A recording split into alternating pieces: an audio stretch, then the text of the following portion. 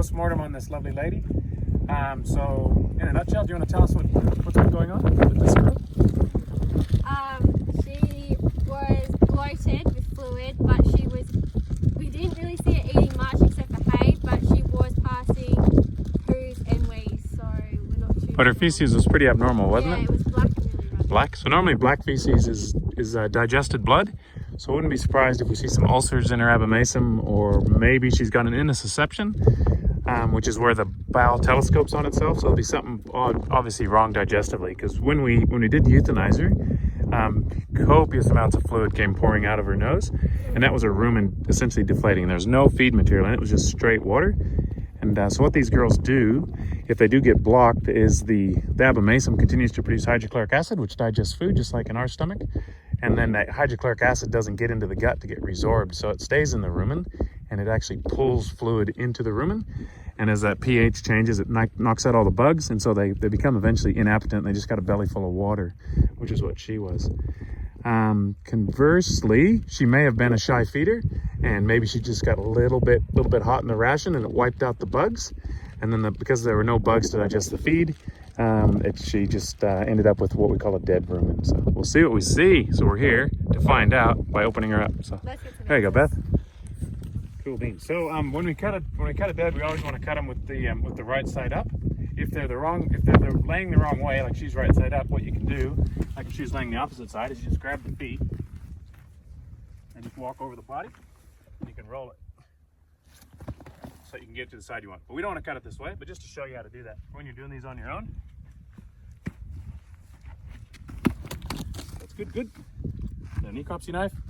Probably, if you don't want to smell bad in the break room, probably a good idea to wear gloves. I don't wear gloves a lot. We're lucky in Australia, we don't have brucellosis on TV, but it does make you smell bad. If you take your gloves, your prick dusted slates, and just pull them, see how that's snugged up?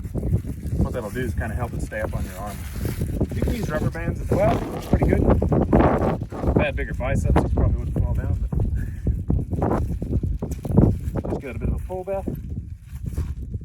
See, it kind of quenches.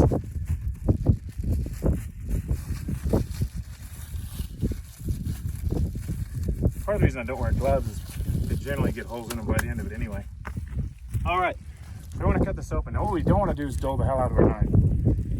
If you cut through the hide, one, you're going to kill the hide. And in America, where I used to work on a big feedlot where we were 80,000 head, and we were doing lots of postmortems, as you would, the dead man would come and pick up the hides, or the deads. And the hides had a bit of value, so if you cut the hide, that was a carton. So I learned to never cut through the hide. Plus the hide really, if you go through the hair side, dulls the knife. So I generally start in front of the brisket, so I'll take my leg when I'm on my own, and I'll hold that leg out of the way, and I'll come in down here under the brisket, and just run my knife under the skin. And if you cut from the underside, you're not going to dull your knife.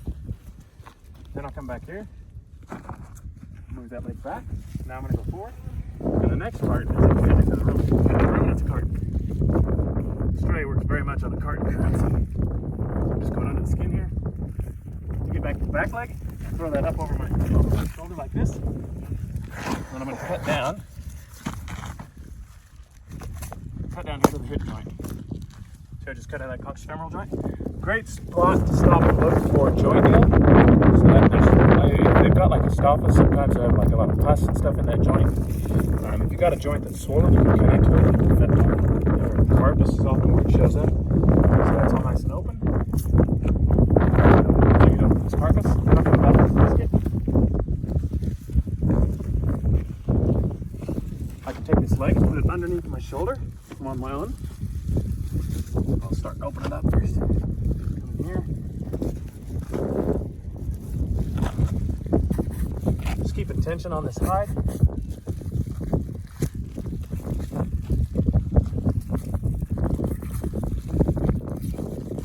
Fingers out of the way for obvious reasons. Ooh, see, cut the hide there. Dead man will have my guts for that. Have my guts for garters. And then we're coming up under the shoulder blade.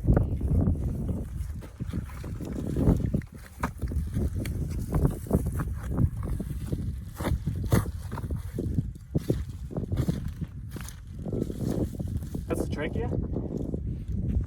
And then next, that's the esophagus. See the esophagus? Trachea. Remember when I was talking to you about feeding calves? If you put a tube down their throat, If that tube feeder's inside the trachea, you won't be able to see it. But if it's in the esophagus, you'll be able to see it and feel it. Stay.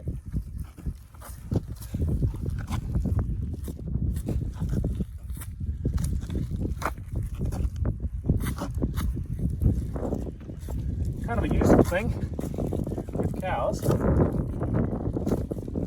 especially in a feedlot. Deal with the bloat. Sometimes, you know, when they've stepped up on the fish too quick. We got a pain in the morning, got a big old bloated up animal. And it's dead. Shit, what happened? Well, it could be digestive or it could be respiratory that's bloated afterwards. So there's an easy way to tell. If an animal bloats and dies,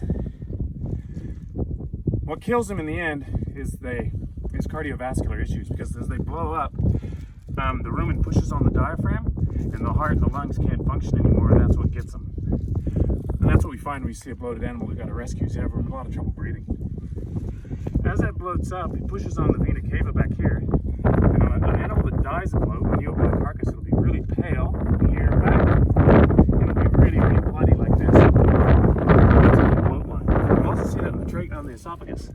When you put the esophagus out and pull it, it'll be very dark here and it'll be very pale inside the chest. And that's because there's so much pressure on the diaphragm that blood's having a hard time getting into the thoracic cavity, and they call that a bloat line. So then you know that they died of bloat versus an animal that dies of bloats afterwards. It's really important. So you want to kind of assist them when you're post-morteming and stuff. So once I've got them laid open, this basically goes into the abdomen. I open it up and then I go to the chest before I start getting into the guts. Once you get into the guts, everything turns to shit. So here's a quick trick. Just come in here, right behind the guts.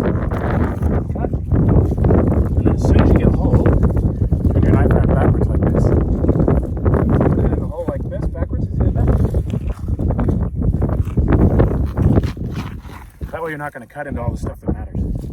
So now we just do a really quick look here. Here's the rumen in there.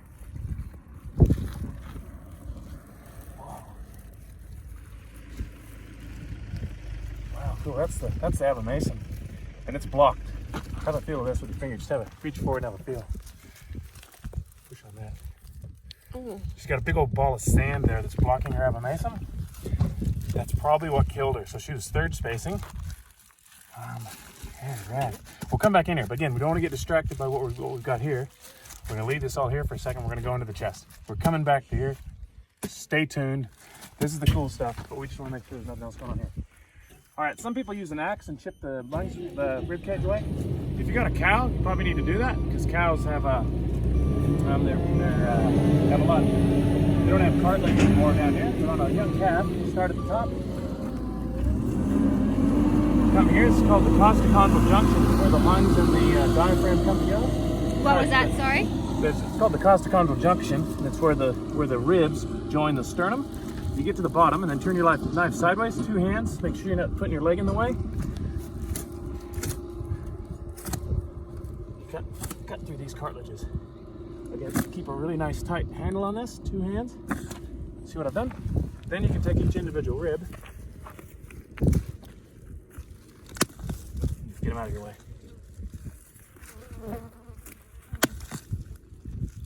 If you want some ribs later for Barbie, you can. Generally, if it's more of a finished animal, chronic, you'll do that. Would you feed it to dogs? Fuck yeah. Yeah, you could break some of these ribs off, feed the dogs for sure. At least not whatnot. So looking at these lungs, this is kind of what you want lungs to feel like. Again, just kind of get in there with your finger and give it a push. Feels like a sponge. If they've been down for a while, laying on one set of lungs will become congested. Now this looks congested, but this is old pathology. So this is an old consolidated bit of lung. She's not been feeling well, and this is essentially a little bit of minor pneumonia. This would not have killed her. Normally bronchopneumonia, it comes down the trachea, colonizes these lung lobes first, and then it works its way as the body of the cow overreacts, or steer, whatever, and it consolidates and becomes thick like this, and eventually they end up with just a little bit of lung, and that's when they die. When it's been going on for a long time, there's also fluid and exudate and things that come out of the lungs. And you get liquid, and then you get fibrin.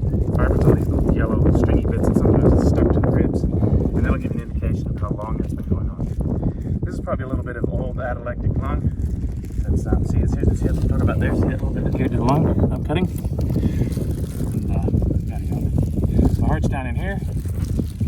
sometimes one side of the lungs looks great and the other side looks horrible. So this is called the mediastinum. Cows have a complete mediastinum. There's that vena cava I was telling you about. See that great big blood vessel? That's coming from the heart, pumping blood back to the back into the animal. So cutting down to the opposite side, these lungs feel good. I'm not going to do a full pluck and pull it out. There's no need to. We know that this is not a respiratory case at all. Other place we like to look at stuff is inside the heart. This is the pericardium. Sometimes with Histopheles or with hardware disease, it comes through the wire that pokes through the diaphragm. The diaphragm feels good. It'll poke into this, which is called the pericardium, the pericardial sac, and this is the heart itself. If I want to check out the heart, I'll kind of pull on it, reef on it, get in there and just cut it out. There's our heart. With Histopheles specifically, you get these little abscesses. They set out in the joints. Remember the ones we looked at in the pens with them in the joints? It also settles out in the brain and they get neurologic syndromes. But it also creates these little abscesses in the heart. So what I'll do is, when I've got that as a rule out, I'll take all these little tiny slices of the heart and I'm looking for little abscesses in here. We don't expect to see anything here. This girl is a digestive. And it's because she's been unable to empty out her abomasum because she's got a big clot of sand or something that we're gonna see in a minute. But in the meantime, we wanna continue to do a good job. Because you learn it, what do they say? You learn a lot more. You miss a lot more by not looking rather than not knowing. So always do a complete post-mortem if you can, if you have the time. So it looks pretty good. Let's get that out of the way. Okay, another little place we like to look, you swing around over here, Beth, I'll show you. So we got we're gonna get there, that's gonna be the fun part. So we got our trachea and we got our esophagus. There's a thing called the hyoid apparatus that holds the larynx in. And so we come in here with our knife and we cut that hyoid apparatus out. So we're down above it, below it. It's a bit cartilagey on these guys. Sometimes it takes a little bit of work. Then we come in like this and cut it free. And then we pull on it. And we got it out. Okay, sweet. Okay, dokie. So this is the larynx. This is called the epiglottis, and it shuts whenever they eat something. It's the same as us. It goes over here and it shuts that off so that the food can go down the esophagus. That's the esophagus right there. Take the esophagus and we have a look in there. Now, if we're dealing with BVD, bovine viral diarrhea virus. What are they? Or are they just bugs off? That's just some food. Oh, okay. That's just grain. When they got, and he's probably been eating a bit of hay because the rumen being so abnormal, he's probably been trying to eat something to make himself feel better, looking for scratch, looking for fiber. So if you look down that esophagus, what we look for is ulcers all along here. Remember I showed you the ulcers in the mouth that you can get with BVD? You also get ulcers on the tongue, you get ulcers on this esophagus. So if you look at the esophagus, it's nice and clean. That's about the only pathology we look for there. The other thing we look for is that bloat line if we think an animal died of bloat. If it did, this would all be very blue, congested with blood. And where it goes into the thoracic inlet, which is there, there'd be a cool line and it would turn white, bone white. Okay, now this is the trachea. These are called the arytenoids. Now, you've heard of honkers and roars, and they're those cattle that they're in a pen. They look pretty healthy, but they make a hell of a lot of noise. And the reason is they get little abscesses right here, called kissing lesions between the arytenoids. That's one arytenoid and another, and they get a little abscess right here. And what it does, it blocks that off, so it's like they're breathing through a straw. And they respond really well to antibiotics and steroids. Here's going down the trachea. When we see IBR, she's aspirated a bit of stuff after we euthanized her. But with IBR, this would all be red and inflamed and almost look like the like your garbage disposal from your sink, just full of schnarf. And so when cattle come into the feedlot and they're stressed, especially if they've been, if they've come straight off mama, going through a sale yard, been brought here, been commingled with other calves, been processed, they're under stress, they get whacked with a bunch of viral diseases. So the four big virals are IBR, infectious bovine rhinotracheitis. Rhino means nose, tracheitis. Itis means inflammation. Bovine viral diarrhea virus, parainfluenza 3, and BRSV, bovine respiratory syncytial virus. So these four guys together are the bad mamma jammas. The worst of them is probably BVD. The second worst of them is IBR, and they work very well together, synergistically. And what you can't see it here, but even now, even though this animal's been dead just for a little while, there's these tiny little hairs that you can't see, and they're just constantly doing this, beating upwards. So when this guy eats a bit of dust, it starts to go down his trachea, and it's going to get in here, and we don't want it to get in there. Those little cilia will keep beating upwards, bring it up, and then he hogs a loogie. Pretty cool, eh? And that is called the mucociliary apparatus. If that gets FUD puckered, then what ends up happening is that stuff gets into the lungs, and it normally gets into this part, the cranio-ventral lung lobes, because that's where the first branches of the trachea go to, the bronchioles. See these little guys here? It's like a big tree, and this is further down the line. But the beginning of the see right there? There's that. See right there, the beginning of that bronchial tree? Isn't that cool? Look at that. See how that goes in there? So it's a really rad system to take all this air that he's sucking in and diffuse it around all these lungs. But as snarf comes rolling down this trachea from rhinotracheitis and maybe a bit of IBR causing immunosuppression, it falls into the first hole in the lung, which might be that number. It goes down in, and we get consolidation and pneumonia in here. Now the bug that causes most pneumonia is Mannheimia hemolytica, and it lives in the nose. It's a commensal. It's always in the mouth. When they get stressed out and it's able to get from out of the nose into the lungs, it's got this nasty leukotoxin. Leuko, it's white toxin, it's toxin.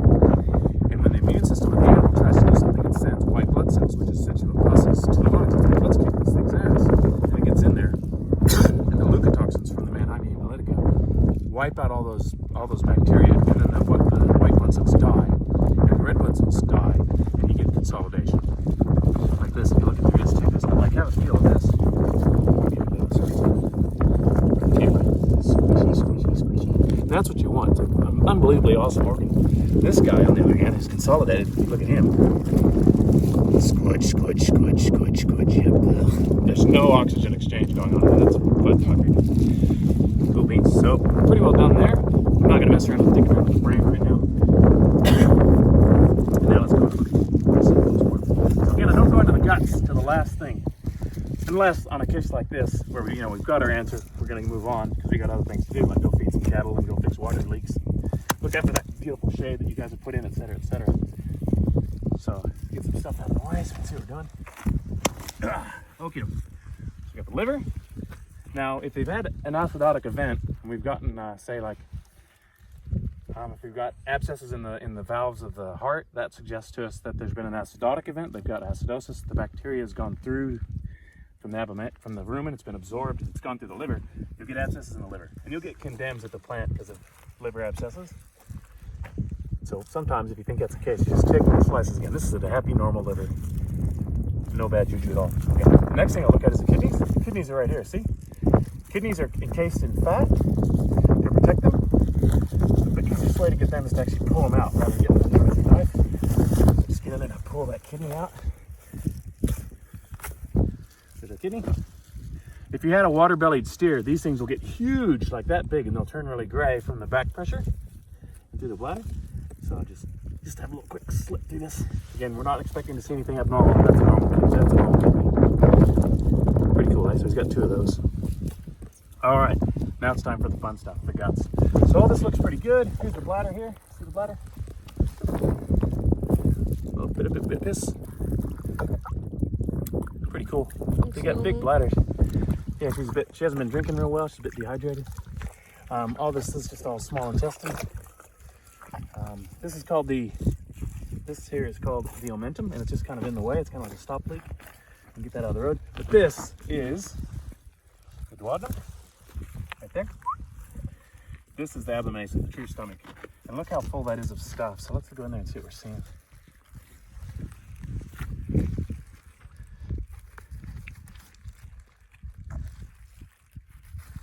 Here's what killed our animal.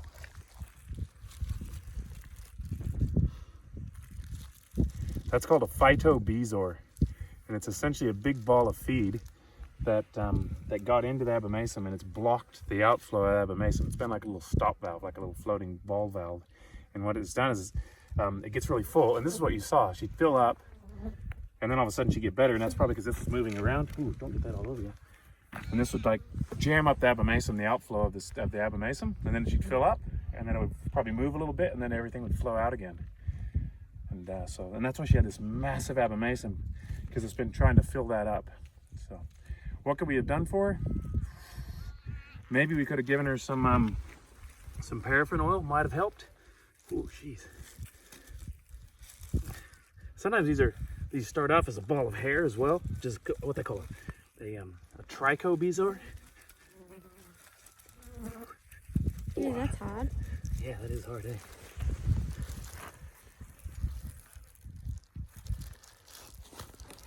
Pretty rad. So that's just all Pretty food. rad, but pretty bad.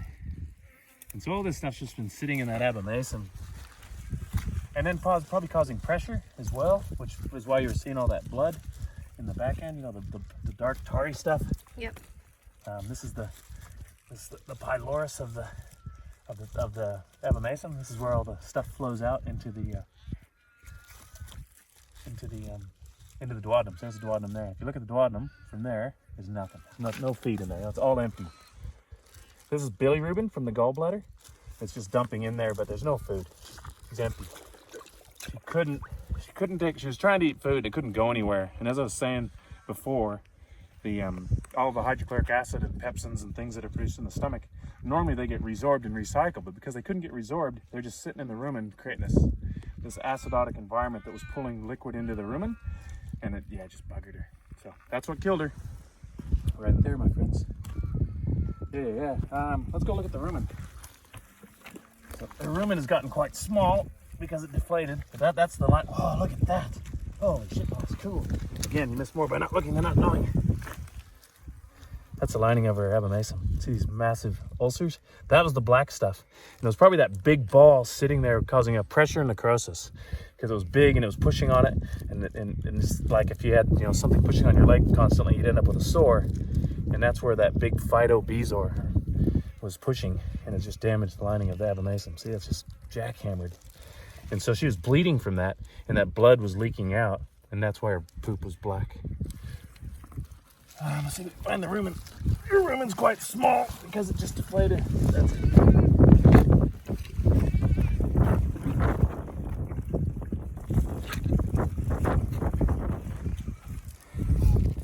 Yeah, poor Chookie. She's had a tough go. That's the spleen. Never much really going on there, really. When I'm worried about hardware disease, I just sweep back here to make sure that nothing's poked through from the reticulum into the that's the reticulum here. Wow. That's more than remember. Yeah, pretty wild, eh? A bit more of that abomasum, just full of stuff. So all this stuff was supposed to go get digested, see? And so the body, as it does, was pushing it into the abomasum for digestion by the animal, and because it was blocked, it couldn't go anywhere. So you ended up with this massive abomasum, which is the true stomach. They're never this big, except in this case. That's why she's been doing to you what she's been doing to you, man. Well, that's the abomasum with all the black leaves. Everything's just backed up with this poor girl. That's it. We've got our answer. I don't mind. Phytobezoar. Son of a buck. That's it. Cheers.